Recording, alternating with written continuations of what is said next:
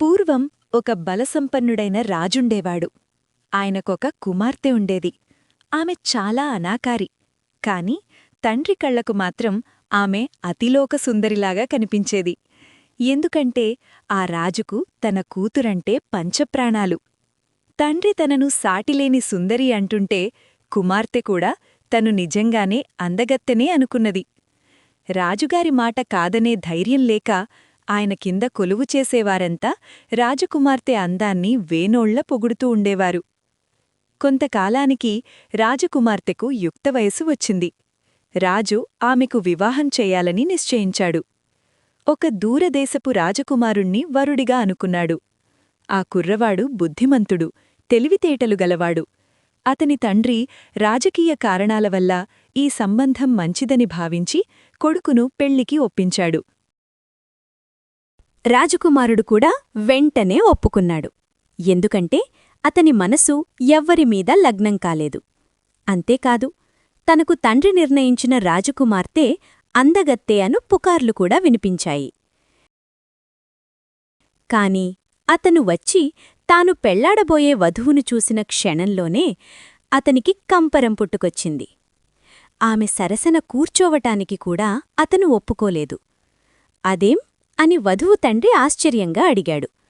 అప్పుడు వరుడు ఇలా అన్నాడు: అబ్బో, ఇంత అందం చూసేసరికి నా కళ్ళే జిగేలుమంటున్నాయి, ఒళ్లంతా కంపరమెత్తుతోంది, నన్ను క్షమించండి. రాజు కొంచెం చిరునవ్వుతో, నీకు కాబోయే భార్య కదవోయ్, అంత బిడియపడితే ఎలా అన్నాడు. అప్పుడు వరుడు తలవంచి, ఇంత అందగత్తెను నేను పెళ్లాడలేను మహారాజా, ఆమెకు నేను అర్హుడిని కాను, దయచేసి నన్ను మన్నించండి అన్నాడు. ఇంతా నిర్ణయమైన తర్వాత పెండికొడుకు ఇలా వెనక్కి తగ్గటం చూసి రాజుకు చాలా కోపం వచ్చింది. అంతలోనే రాజకుమార్తె తన తండ్రితో ఇలా చెప్పింది: నా అందానికి రాజకుమారుడు సరిపోకపోతే నేనొక విద్యావంతుణ్ణి పెళ్లాడుతాను. అప్పుడు రాజు ఆస్థాన విద్వాంసుణ్ణి పిలిపించాడు. మన దేశంలో నిన్ను మించిన విద్యావంతుడు లేడు, అందుచేత నువ్వే మా అమ్మాయిని పెళ్లాడు అన్నాడు రాజు.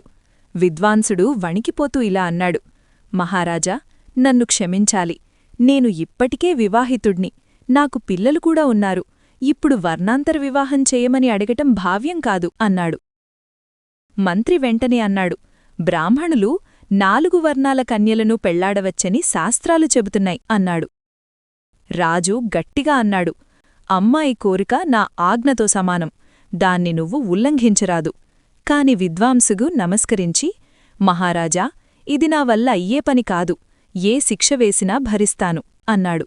అప్పుడు రాజు కోపంతో, రేపు ఉదయం లోపల నా దేశం విడిచివెళ్ళు అన్నాడు. పరిస్థితి చాలా విషమించింది. అప్పుడు వరుడుగా వచ్చిన రాజకుమారుడు ముందుకు వచ్చి ఇలా అన్నాడు: మహారాజా, రాజకుమార్తె వివాహం జరిగి తీరాలి, దానికొక సూచన ఉంది.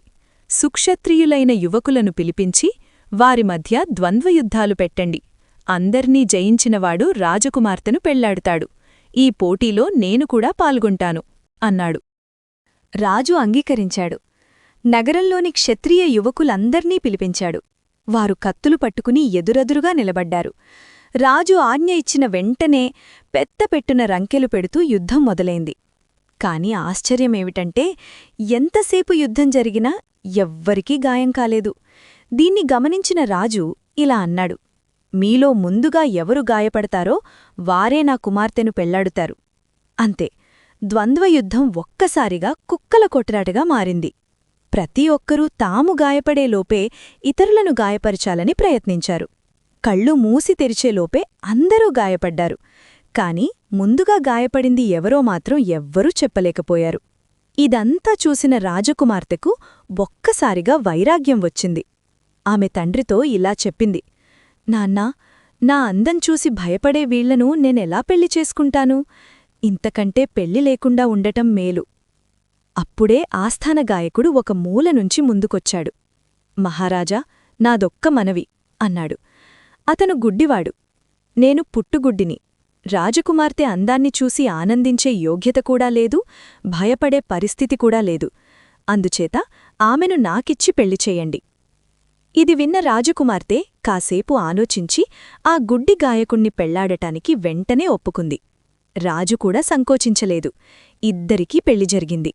ఆ తర్వాత ఆ దంపతులిద్దరూ ఎంతో అన్యోన్యంగా జీవించారు.